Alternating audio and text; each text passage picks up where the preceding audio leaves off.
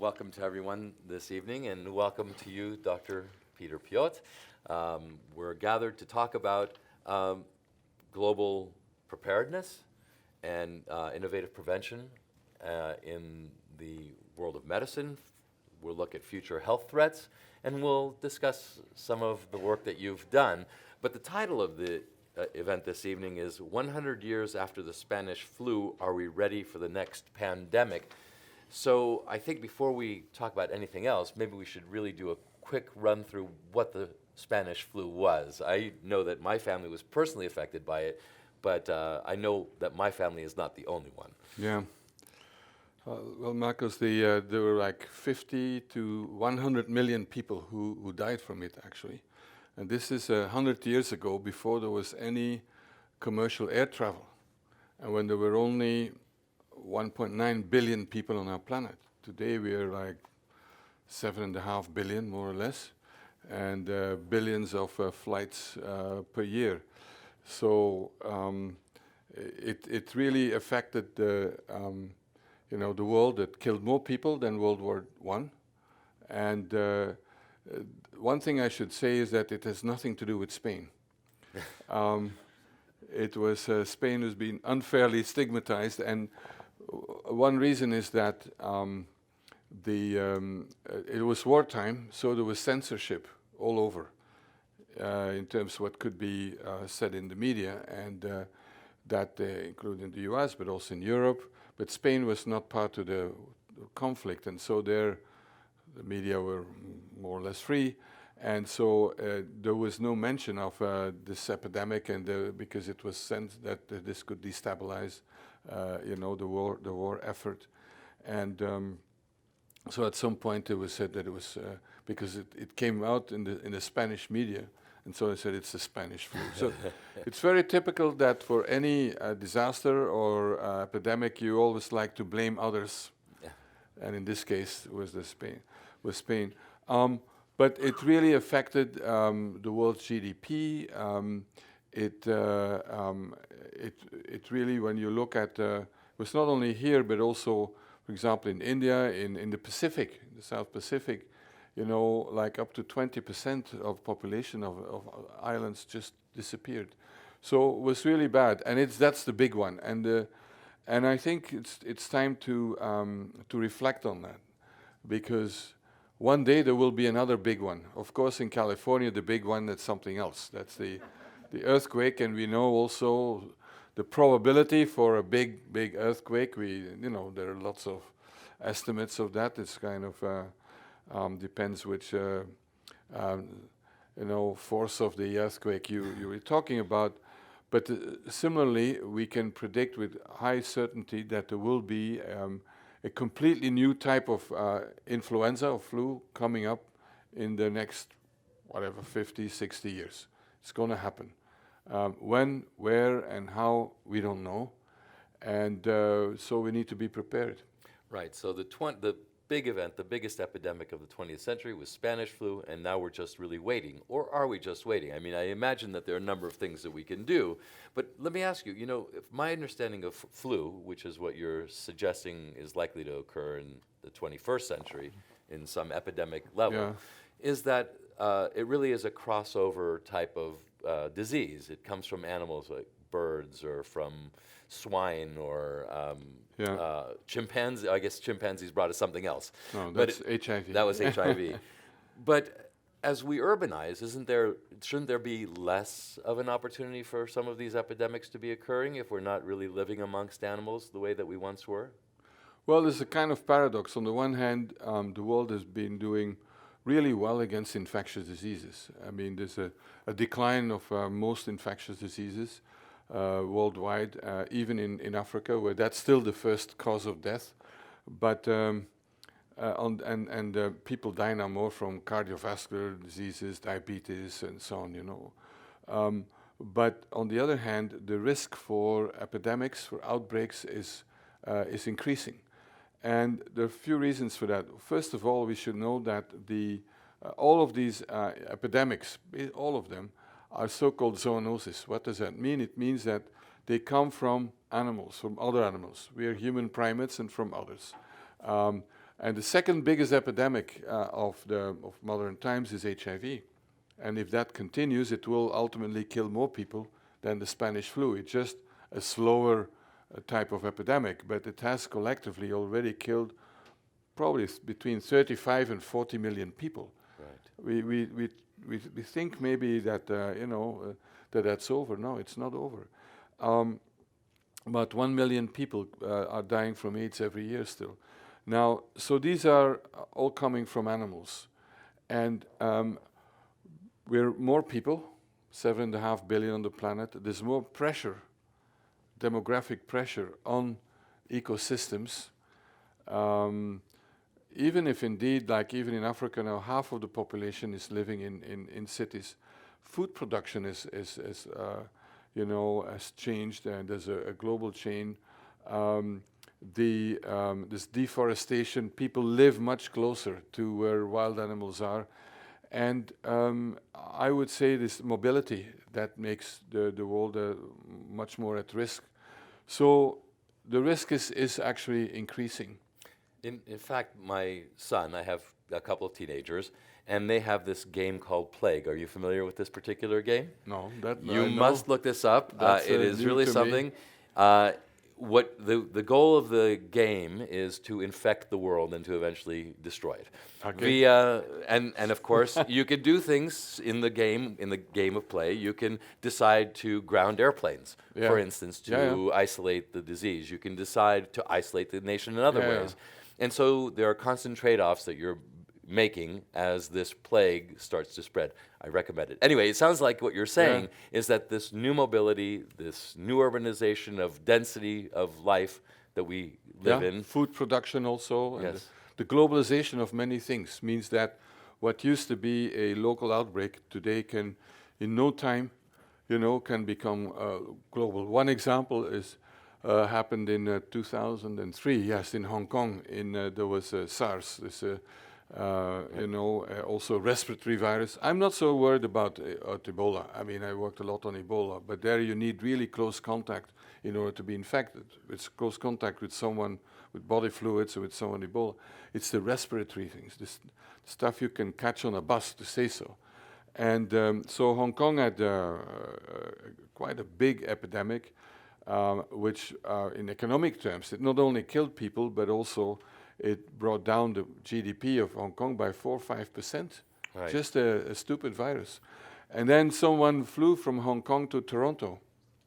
And then, out of there started another outbreak. So that's the world today. Before, it would take, I don't know how long it would have taken you to go from Hong Kong to Toronto in 1918, probably a month or so. But now, everything goes much faster. Right, so the host would either be dead or already symptomatic in some way. Yeah, exactly. Yeah. So it is part of our globalized world, and and we'll have to live with it. Talking about the plague, one of my favorite books is called The Plague by Albert Camus, and he describes very interestingly, the plague is hitting Oran, a city in Algeria. And 3 phases in how societies react to a plague. The first one is, it's not true. It's not there. Denial. And remember, AIDS, that's how it was also. Denial. It can't be true. It's also it's very human, that when you get really bad news, you wish it weren't true. Second phase is that it's the others. You start blaming, and foreigners, people are different, and so on. And it's only when you go through that, and the third one is about doing something about it. But when you look at the cost of it, you said flights may be cancelled and stopped and so on. That's what we saw in Ebola in West Africa in 2014. So countries that were already struggling with logistics, with managing international assistance and so on, they were then faced with the fact that when it came to West Africa, the 2 airlines that were taking on most of the international flights, British Airways and Air France, they just stopped all flights. making it far more expensive, far more difficult to assist, and hitting the economy in addition. So a lot of the cost of these epidemics are not directly caused by, let's say, the virus or the microbe, but by the measures against it that are based on fear and that are honestly usually totally useless. Right. We know that when there was SARS in Toronto, Canada installed control for fever and so on, and checking people who came into the country and all that. How many cases did they detect with that at the cost of millions? 0, not one single case. And that's usually, that's what the UK did, what the US did,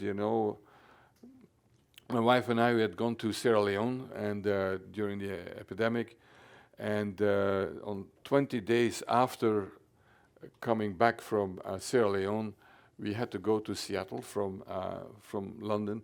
The morning that we wanted to leave, we got a phone call from British Airways say that we are rerouted, we are not allowed on the plane, and so on. And we had to go to fly via, we had the choice of 3 airports, JFK, Chicago, and I think Atlanta, because these were the only ones where they could take temperature and do an interview, for people who came from this dangerous place. And it was totally ridiculous. This is not how you stop an epidemic. And the cost of it is ridiculous. But it gives the impression that you do something. So that's mostly the driver of it. Right. So we want to get past the impression that we're doing something and actually to the idea that we can do something. And this is a great deal of what your work is about, is how do you actually work in the field of prevention, identification, education, and then, of course, the political realm of how do we then organize the resources of societies, whether it's states themselves or at an international level, to be able to combat these things, because many of these things, I think you suggest, are preventable. In fact, you've written a book called No Time to Lose, A Life in Pursuit of Deadly Viruses. Advertisement. Yes, he's holding the book up. But I think a big part of what your work is really focused on is how do we get to the point where we're not just presenting the impression of that we're doing something, but actually getting to the point where we can perhaps not stop the 21st century epidemic from occurring, but prepare to confront it when it's in its early phases. Yeah, one thing is that, as you said, we can't prevent epidemics to occur, to start, outbreak, because as I said, it comes from animals and so on, it will always occur. What we can do, though, is to prevent them from becoming epidemics. And the title of the book has to do with the fact that No Time to Lose is that when it comes to a contagion, to an epidemic and a communicable diseases, acting early makes all the difference by definition, because when you stop the spread of a virus, let's say at the beginning, you're not only preventing the next generation, but also the people who would be infected from the one generation and who would infect others and so on. And the longer you wait, the more expensive, the more complicated it becomes. And we still are often behaving as we would set up a fire brigade when the house is on fire. Right. Or that we say we should have had safe, construction, rules and so on. Building codes. And so on when the house is collapsing or when there is an earthquake. You need to do that before. So the first and most important part in terms of epidemics is have very good local systems for early diagnosis. That means laboratories, that means people, that means some money, that means a system, so that you know. In Ebola, the Ebola epidemic in 2014 in West Africa, it took 3 months between the first case that died and the diagnosis. 3 months, and that's precious time that is, that is wasted, and that if the epidemic or the diagnosis would have made very early on, I think it could have been, just brought in the very early stages. So we talk a lot about global response and all that, but the most important is the local one. And then and that is also where Skull, I see Mark sitting there. That's what you're working on with the Skull, whatever pandemic preparedness or something like that. Ending pandemics, yes. Initiative is about, and that's what we also do at the London School of Hygiene, Tropical Medicine. So helping the most vulnerable countries to put systems in place. But also the question is, can we predict epidemics? Do we know whether one will occur or not? So what is the answer? Can we predict them? We can only say what we can predict is who's most vulnerable. Where are the conditions that it's more likely to occur, and why is that? For example, we know that influenza, as you said, I mean it's poultry, birds, chickens, chicken markets, and so on. You need to keep a really close eye on what's going on there, because that's where it often starts from. We know that Ebola comes from bats, so we know that certain types of bats, where they are. So the ecology is very important. It's what we call One Health, so that when you deal with health of humans, we not only should look at humans, at us human primates, but we also have to know what's going on in the animal world that could be a reservoir. So the local systems and resilience is really the number one, and that's the base. And that's linked then to the status of society sometimes. In West Africa, let's not forget, Sierra Leone and Liberia came out of decades of very brutal civil war. Yes. Guinea of years of, very corrupt dictatorship. The result was professionals that left the country and so on. In Liberia, there were 51 registered physicians for the whole country, of about 4.5 million people, and not enough nurses, and so on and so on. And how do you expect that with that kind of human resources, and that you can face any crisis? Well, that really brings up this question of, if the locales that are most vulnerable, most susceptible, also don't have the political infrastructure or even the societal cohesion to be able to confront this, how then are we supposed to, as we sit here in San Francisco, make sure that the incubators, if it were, of these potential pandemics, epidemics, how are we supposed to then confront this from an external perspective? Clearly, there must be partly a political solution on the ground to be able to create the conditions that allow for this infrastructure to develop, allow for institutions and trust between the populace and their society and their governance to exist. But as I sit here in San Francisco, I feel rather powerless. Well, what's absolutely true is that dealing with epidemics is imminently a political issue as much as a technical issue. Just pure technical solutions don't exist there. One other example that I'd like to give is a part of the world you know very well, and that is AIDS in Russia and in the former Soviet republics. It's the one region in the world where the number of new infections of HIV continue to go up in a big way. And that's not because there's no money. That's because of policy failure and the refusal of the government to deal with, drug use, needle exchange. I mean, to apply, evidence-based methods that we know that works. And that's a purely political issue. So what can we do here? Yes. What we can do is a few points. One, and that is happening increasingly, is making what's now called global health security, dealing with epidemics which are a threat to the whole world. That's the difference with the 19th century. As I said, if an outbreak thousands of miles from here is a threat to us here as well because of mobility. So making that part of foreign policy.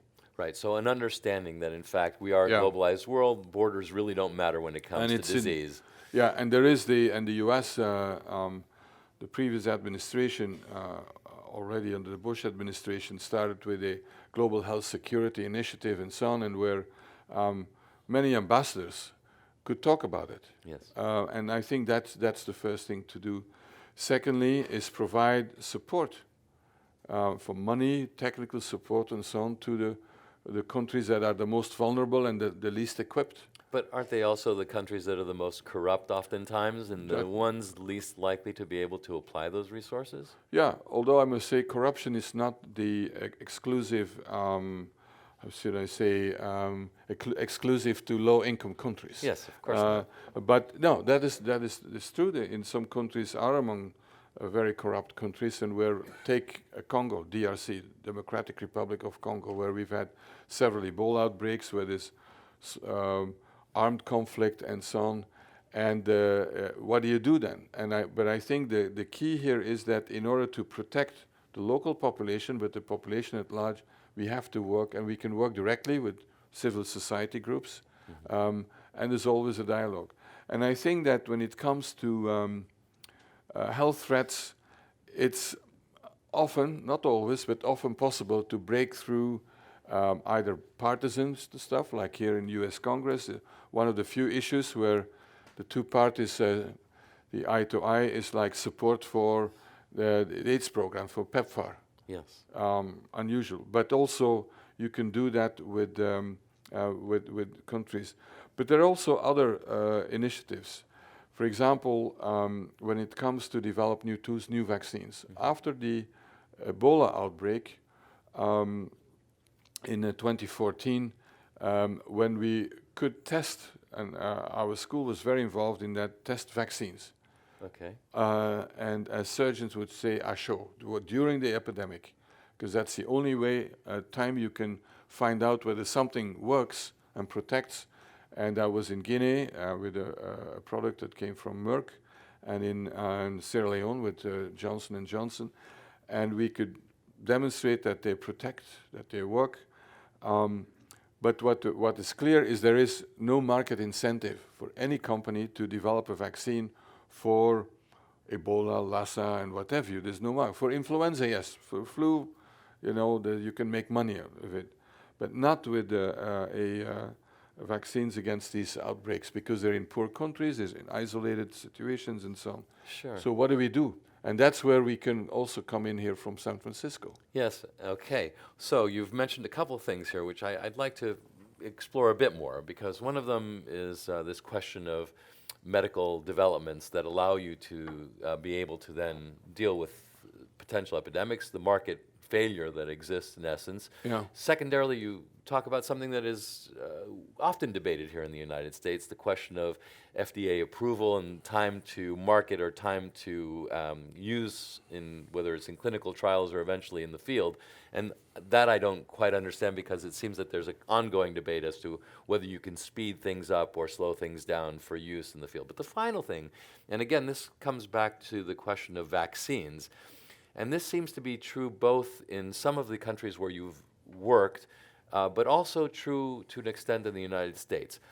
In the countries where you've worked, I've read reports where local populations fear that those who come in are actually not there to vaccinate and to protect the individuals, but are in fact involved in something much more nefarious, which is the spread of disease, the fear of the doctor. And when I say this, I don't mean to imply that it's only those in other countries and poorer countries that feel this. There is a very active anti-vaccination movement in the United States as well. So maybe if you can talk a bit about those things. Well, I think Marin County is one of the centers of... So stay out of Marin County? Okay, everybody move to San Francisco where you can get vaccinated. That's for other reasons. But I mean, but that's one of the paradoxes of our times. We have vaccines are some of the most successful tools that science gave us and saved millions of lives. And now in the 21st century, we see a growing movement of people who want it the natural way and so on. The natural way meaning that your kid gets encephalitis and so on. Anyway, we could have an order and a whole evening on that one. In fact, I wrote a column about this, and to this day, it is the one column that I get the most mail about, even a few years after I wrote this piece. But in any case, it's an ongoing debate. Heidi Larsen, my wife, she's the big specialist in this, in the vaccine COVID. No, but it's true that there always to say, conspiracy theories. For example, in Sierra Leone, there was, through social media, one of the most widespread theories about the origin of Ebola was, guess what, the CIA. And Right. they said, okay, you know why? Because the Centers for Disease Control from Atlanta, they had a research program in Sierra Leone to study Lassa. And it's out of there they introduced Ebola there. Why? To get control of the mines. Right. Forgetting that all the mines are already foreign owned anyway, but anyway. But that's, you know, that in today's world, it's social media, and it's not only an issue for high-income countries. So that, how to deal with that and with rumors, that's really important. And when you deal with epidemics, frankly, my experience is that there are the three main components are logistics, communication, and coordination. That sounds all very boring, but that's really what it is. The medical part is kind of the easy part. That's why social science and marketing and understanding is at least as important as the medical part. But coming back to and sometimes people have a good reason. You know, the whole one of the reasons that we still have polio. Where is it happening? It's in Afghanistan, in Pakistan, and so on. And the whole, effort to eliminate polio, and we're very, very close. We're at 99.99% where we have to be, but that 0.01% is so hard. When It's the last mile problem. the last mile and the last 100 yards maybe, but it's been going on for a long time. And you may remember that in the search for bin Laden, that a fake hepatitis B vaccine effort was there, and that set back the whole thing. And that's why the Taliban and so on, they're killing polio workers. Yes. So it's again politics. But on the FDA, I would say the FDA can be very bureaucratic and slow and so on. But when it comes to approval of this kind of vaccines for epidemics, you can sit down and they're pretty pragmatic. Okay. But during the outbreaks, once an outbreak is, when it's no longer headlines, then of course, like with everything else, it goes back to quote unquote normal. But so we've developed with a number of people an initiative. It's called Coalition for Epidemic Preparedness Innovation, CEPI, that brings together big and small pharma, so those who develop vaccines, a number of countries. It's driven by Japan, Germany, Norway, and India, and the Gates Foundation and the Wellcome Trust, and to provide funding for where there is for vaccine to develop vaccines where there is no market incentive. And that I would say is one of the most positive outcomes of this Ebola outbreak, that finally some action is taken, and then all the efforts to strengthen the programs on the ground. Right. I want to mention that you've also done work with the Bill Gates Foundation, and one of the things that impressed me about him is he likes to invest in something that can scale.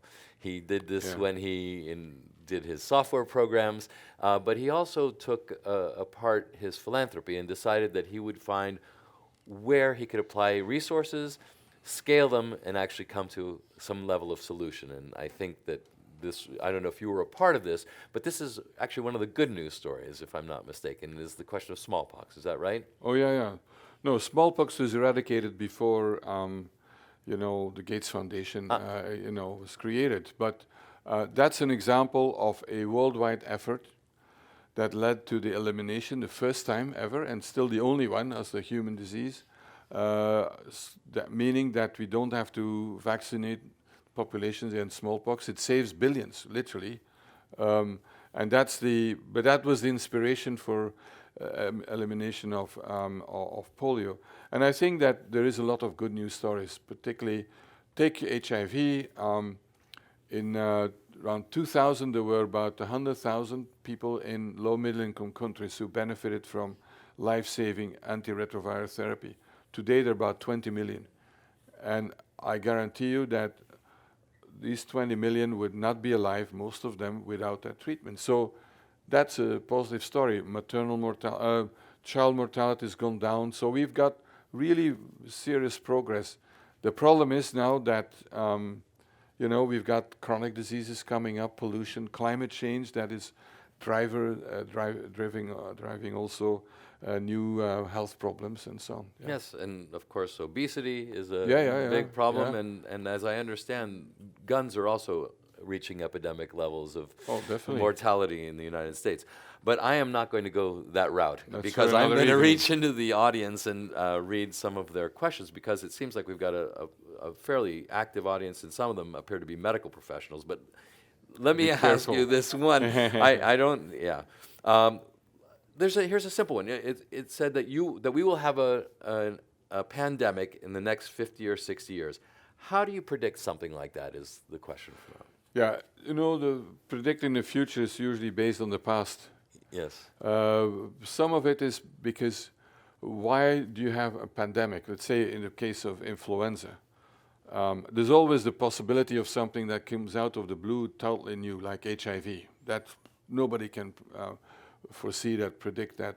But in case of influenza, we know that the viruses mutate. And so it's when there is a very drastic change in the immunological makeup in the code of the virus, so that we don't recognize it, that we have an epidemic. And we know that on the average there are like 3-4 pandemics, small or big, per century. Right. That's the we have about over 100 years of experience, and there's no reason to think that the influenza virus will just change its mind and say, okay, I'm no longer going to mutate. That's the basis for it. Okay, I'm sorry to hear that. But it actually leads to this next question, because someone asks about antibiotics and their use. Yes. And whether or not the increased use and reliance on antibiotics is creating a type of antibiotic-resistant superbugs that when this next pandemic comes along, it'll just kill us all instead of a percentage of us. Yeah, well, this is an example of a man-made epidemic in the making. So up to now, we've spoken about zoonosis, and we can blame animals and the viruses. But here, antibiotics, again, a triumph of science and medicine, but it's pretty recent. It's only since the early 1950s that we have antibiotics. And again, there's a paradox. There are still people dying in the world because they have no access to antibiotics. Kids with pneumonia and meningitis and so on. On the other hand, because of overuse and misuse of antibiotics, we have now a formidable problem of untreatable infections. Tuberculosis, TB, you can't treat some of it. Particularly in hospitals, but also outside hospitals, we can have, and that is potentially a catastrophe in the making, because if we have absolutely untreatable infections, this is bacteria, so that's microbes. Certain types of surgery will no longer be possible. Certain types of cancer treatment, and so on, because they either, in the case of surgery, it's so dirty to say so that there's infections and you would die not from the surgery, but from an infection. And with some cancer treatments, you knock out the immune deficient mechanisms, so that you need to make sure that people can survive in the meantime, and that's where you give antibiotics. Now there I must say, since we're in a World Affairs Council, the UK has launched a few years ago, driven by the Chief Medical Officer, Sally Davis, a major effort on antimicrobial resistance. And it was based also by a report by a former Goldman Sachs banker, Jim O'Neill, who was then also a secretary or undersecretary for the Treasury, looking at the economics of it. And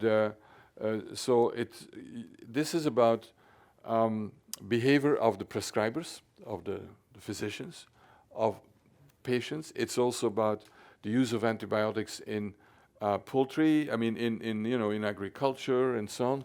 Right.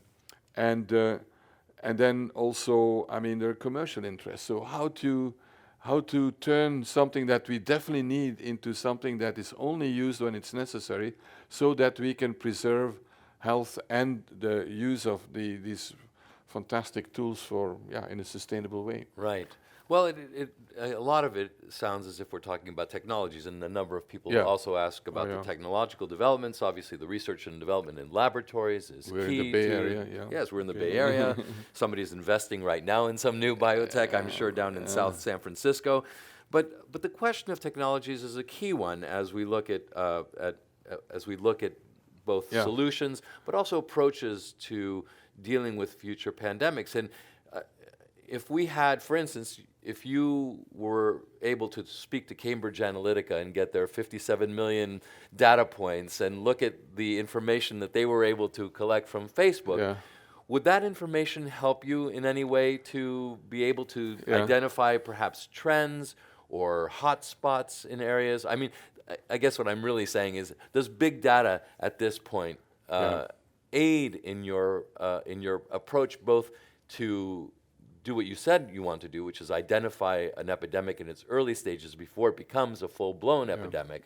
Or are there other technologies that we can look to, whether they be thermal scanners in places? I'm not quite sure what it is you might have, but certainly we rely on technology a great deal for solutions to our daily problems today. Yeah, and that's a big difference with 100 years ago, of course, that we have this technology. I would first of all send all the data back to Cambridge Analytica and say to close down the shop. But that's a bit a different story. No, I think a few points. One is that with machine learning, artificial intelligence now is already being applied to figure out where are the hotspots. Talking about, can you predict epidemics? It's not, of course, a certainty, but that helps to identify where there are problems, and that requires lots of data. Two, there are, and Google had a program for early detection of flu and so on the basis of of what people search, but also Twitter is probably a faster way of doing that. So you can that can be used for earlier detection of epidemic, but also mobile phone movements and all that. So that's in full development at the moment. But also about other technologies, like say, I think when you look at low-income countries, it's the mobile phone that's the most significant development. I mean, it's being used for money transfers. When you look at a country like Kenya, it's ahead of any other country in the world with a system called M-Pesa, which means money, for any transaction. I think now 80% of all monetary transactions are through the mobile phone. And that can be used for warning, like, or it's like the same with coming back to the big one here, earthquake warning. In Japan, when there is the slightest, the suspicion that it's coming up, every single person with a mobile phone gets a text. I'm not sure that's true here in California, but that's something that is a minimum to have. And so using that technology for early warning, for spreading messages, and not only for spreading rumors is important. But then there are other developments, and that is like genomic sequencing, and that used to take so much time. When I was working on my PhD many years ago, it took me months to sequence a small plasmid and so on. And today, that's a matter of an hour or so. And there are now sequence apparatus that are literally you can put in your hand, and that we are now using at our school. We have a rapid support team that can be deployed anywhere in the world in 48 hours. And they are also using these tools to identify a virus immediately, to see if you see different clusters of cases, are they related or not? These are kind of technological developments that are really fantastic, but nothing can replace, I would say, people on the ground. Right. And the systems. So the tools are there to make it more efficient. Right, and it's also the first time that I've heard of Twitter being used as an avian transmission tool Yes, in yes. in Yeah, a yeah. positive way. Yeah, yeah, in a positive way. Yes, you know, and we are in San Francisco where Twitter Yeah, is headquartered. yeah, yeah. So they'll be happy to hear that. You know, and you talk about this as well in some of your work, and I'm going to approach the institutional questions, and some of the folks in the audience are curious. You've done work with the United Nations, significant work. You're interfacing on a regular basis with the World Health Organization, and one of the questions that's come here is how can some of these international institutional organizations work together, and maybe where are some of the failures of some of these larger institutions, and they may be endemic or they may be specific. But and you know, I know that you're within these organizations, so I hope you're not No, loath no. to be critical of them. But it seems that we look at these institutions sometimes and we say, well, why didn't the WHO do such and such to Yeah, yeah. deal with this particular problem? First of all, I'm not within any of the organizations, but even if I were, I never was able to keep my mouth shut. So I won't do that. Is that why you weren't able to keep the job? Is that No, no, but no. Well, first of all, a big test for the World Health Organization was this Ebola epidemic in 2014 in West Africa, and it failed completely. It acted very slowly, bureaucratically, politically, and there were several reports. I co-chaired a report with Harvard University, and where we looked into what went wrong, and some of it is pure stupid bureaucracy, slowly working and all that.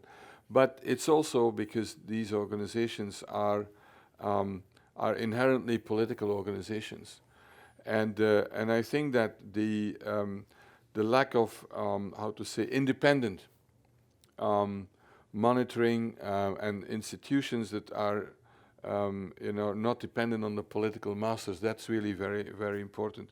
I think that leadership in these organizations is really important. We see now what will happen. There's this new leadership. Dr. Tedros is the new Director General of WHO. Mm-hmm. Will he be able to break down the barriers? It's also quality of people.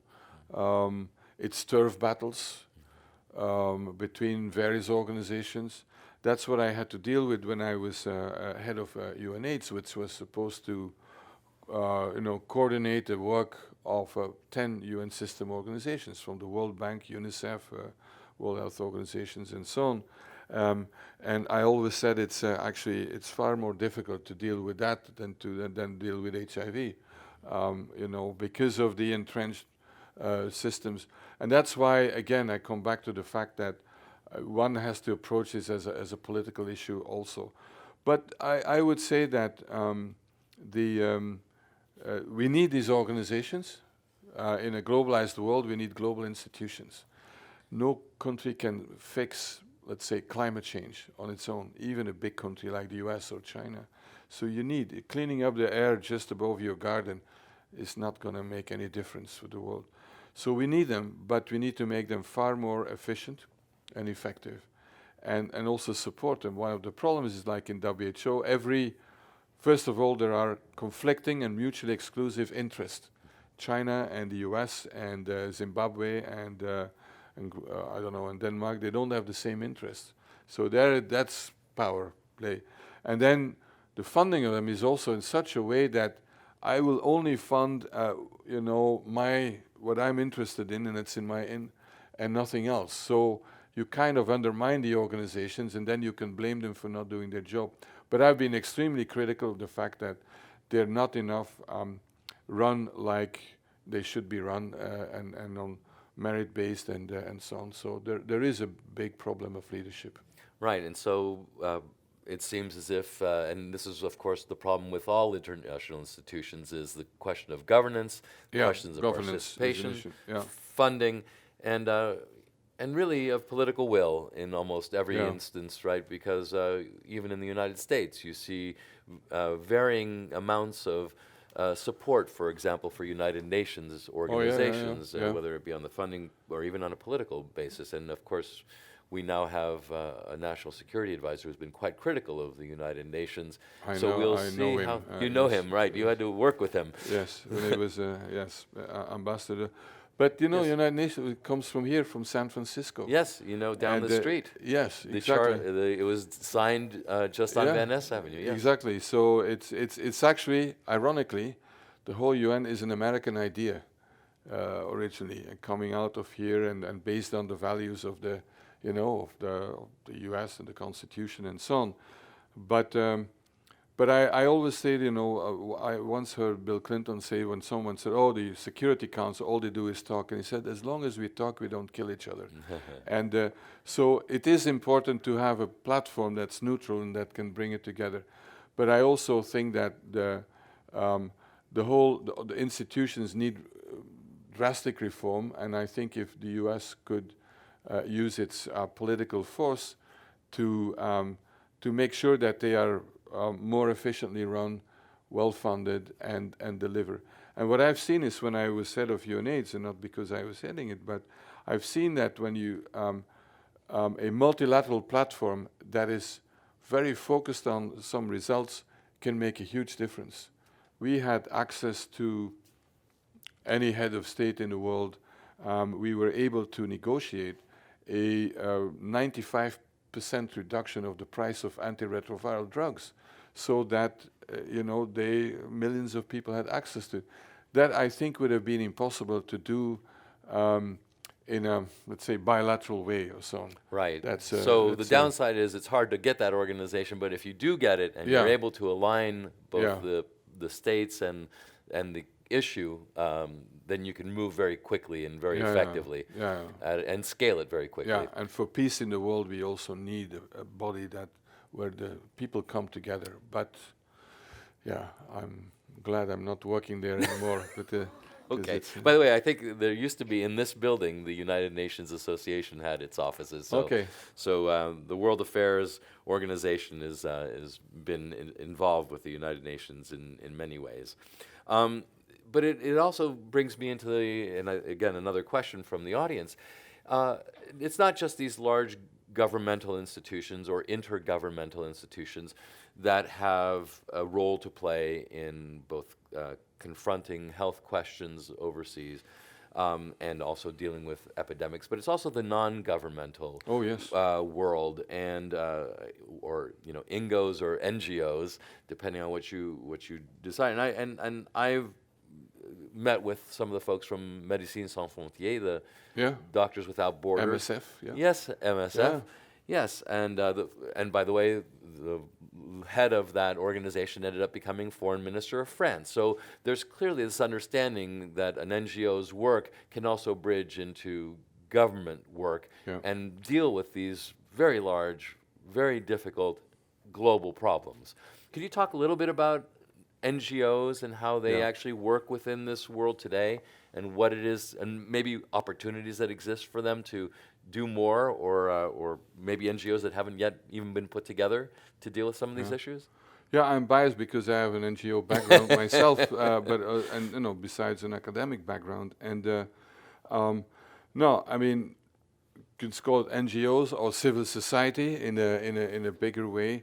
And I'm a big fan of MSF, because when it comes to humanitarian work, this is their specialty is humanitarian crisis. That's why they were set up by Bernard Kouchner and so on. And where nobody wanted to go, and that they don't have to worry too much of the formal politics. They just go somewhere. But it's not only in these extreme situations where they go, and sometimes at the risk of their own life. I mean, they're in Syria, they're in in Yemen and so on. Just name it, Central African Republic. This is not just doing good, and it's really. As a former foreign correspondent, it was invariably we would go to the lousiest places around in the most conflict focused, and invariably there were MSF people there who were doing the hard work. And they're also like, you've got the High Commission for Refugees from the UN. They're also there. So you see, that's where they bring together. But I think that the way I see it is that at the end of the day, it's at the level of the community that things happen and have to change. And that for most effective action, you can't do that from the outside, particularly long term. It's a bit different in a case of an epidemic because it's a crisis and people can come in and you can violate all the rules and just have one goal and you could do it. But for longer term action, that's coming back to my other part of my life with HIV, it's the people in the community. It's people living with HIV. When you think of HIV in the beginning, no government wanted to deal with it. They're still, like in the Russians, so they're still in that category. It's the people on the ground, those who are affected, and it started here in San Francisco. I mean, when you think of ACT UP and so on, well, that was New York, but still. But also knowing what's going on, what people's values are, how to change a culture, all that can only come from the NGO community, I would say, definitely. In fact, I used to work with an organization called Internews, and one of the things that they did was they used media as the education medium for making sure that HIV/AIDS in certain countries could then be. I know them. You know, so you know some of the stories, yes. Yeah. No, it's a communication. And also, in some countries, they're the only ones who will tell the truth. So when I was, I had Under-Secretary General of the UN, and I traveled all over the world, I would always start with meeting with people living with HIV, AIDS activists, and civil society. And why was that? Because they would tell me the truth. They would usually give me a very hard time with all my fault, everything that went wrong. But at least I would know, and then I felt, and I still do that actually, that I'm better equipped when I meet those in power and I could be their voice and I could ask questions. So they're very important also, not only to do the daily work, but also as the voice of those without a voice and for an accountability. So, and this is a new phenomenon. It's and that's what the AIDS movement brought was what they call now transnational civil society organizations that are talking to the General Assembly. We brought a gay man from South Africa, sex workers from wherever, from Thailand and so on. They addressed the UN General Assembly. I mean, people were shell-shocked, but we can do that. So I was always keen to bring the people. And the Charter of the United Nations that was signed a few blocks from here starts with we the people. It doesn't say we the states or we the governments. Right. And I think that's so important. The problem is, how do you manage all that in terms of governance? Who is representative, who not? Like in the UNAIDS, the governing body, it's the only one in the UN where there are representatives of civil society, NGOs. The question is, and people always say, they're not representative and so on, and that's all true. So how do you do that? You can't have elections among all the NGOs in the world. Right. So as we look at the issues that are occurring today, and I'm looking at some of the questions, and one of them that was touched on was this question of something that's happening today in Pakistan, and it was in the New York Times recently, this question of the typhoid epidemic. Yeah. Right? Here we have a country that's not, it has its challenges. It's a very large population. It's always got difficulties with public hygiene in certain areas, certainly in the rural areas. How do we look at that? And is it something that we're just going to observe and say, oh, well, that's isolated within Pakistan, there's nothing we need to, we can help them treat their local population, but it's going to be an ongoing problem in that country? No, it's an example of something that could be a worldwide threat, because it's typhoid fever, which is, has a pretty high mortality rate, and it's not treatable with the regular, the currently available antibiotics. If that spreads, now it's frankly typhoid. Once you diagnose it, it's not a problem. You just can treat it. We've got antibiotics traditionally, but now we've got typhoid that is not treatable, and it's coming out of Pakistan, which has really very good medical infrastructure in some parts, and for the majority of people not. And I mentioned it when we talked about polio, that there are parts of Pakistan where, they're not really controlled by the government, Right. and and then in addition there are all the cultural beliefs and so on. So it is an example where international collaboration is absolutely essential, and putting aside whatever it is, in terms of political differences. The wars have been halted for a few days or so for vaccination campaigns, and that is something we shouldn't forget. And I've certainly forgotten about some of those, but I think it's really key that you can get an agreement between warring parties to actually halt the violence and the hostilities, to be able to actually serve a larger population. As we approach the end of this evening, and before we go to the questions from the audience, maybe you could talk a little bit about what it is that most animates you these days, what it is that you're personally working on and feel as if it would, that you really are hoping to achieve in your work as you go around the world and as you investigate and analyze epidemics and pandemics. Well, a few points. First of all is that we have mechanisms to support on-the-ground preparedness. I think we are doing better and better on the global mechanisms for vaccines, for early warning and so on. But what's really needed is better ways of supporting people in the most vulnerable, the poor countries. And that's also most difficult. So that's really very high on my mind. Secondly, there's an epidemic, the biggest of this moment, that's kind of getting forgotten, and that is HIV. Where in San Francisco is doing okay. Oakland is doing it's a disaster. If you're a black gay man, I mean, your risk for getting HIV is incredibly high. So, and we were in KwaZulu-Natal a few weeks ago in South Africa. A young woman has every year a risk of becoming HIV infected of like 4 to 6% per year. By the age of 30, 40% are HIV positive. So it's a bit a victim of our success. So that's on my mind. And thirdly is that I think that, in California is more aware of it than other parts of the world, but we need to start really getting far more serious about climate change and health and how that impacts.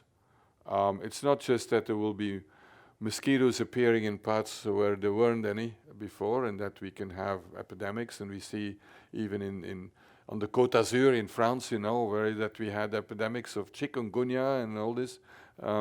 So that's a thing. And then, my last point is that we need to address health in a way that is fully in the spirit of promoting human rights, because a lot of human rights violations are really at the origin of some of our biggest health problems. And that can go from sometimes, when we know, for HIV, but also gender-based violence. We have humanitarian crisis. So these are the things that are on my mind.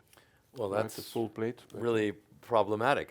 I'm not feeling terribly good about that. But I wanted to touch I on feel good about it because we're working on it. So we're making progress. Well, good. I on the climate change, even though we are having some issues recognizing climate change in the United States at times, one of the things that you mentioned is not just the mosquitoes, and I'm not sure if this is the case. Is it true that there may be viruses or bodies that can be uncovered as a result of yes, diseases that have existed in the past that will suddenly be uncovered? That are now in the permafrost. Yes.